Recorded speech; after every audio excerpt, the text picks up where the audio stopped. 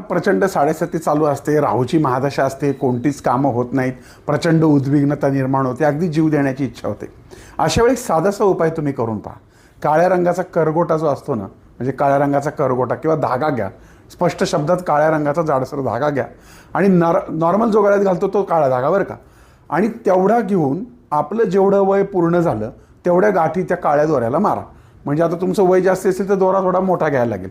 दोरा किती मोठा घ्यायचा याला काही गणित नाही, परंतु तुमचं जेवढं वय पूर्ण झालं तेवढ्या गाठी त्या दोऱ्याला मारायचं. समजा 35 पूर्ण 36 चालू तर 35 गाठी मारायच्या आणि प्रत्येक गाठीवर कापूर आणि तुळस मिश्रित पाणी ते एका पाण्यामध्ये मिक्स करून हाताने सोडायचं, हळदी कुंकू व्हायचं आणि त्यानंतर हा जो धागा आहे हा उजव्या खांद्यावर बांधा किंवा गळ्यात घातला तरी चालेल.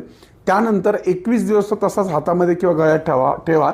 त्यानंतर हा धागा घरातल्याच तुळशीमध्ये पुरून टाका. काय फरक पडतोय मला जरूर सांगा.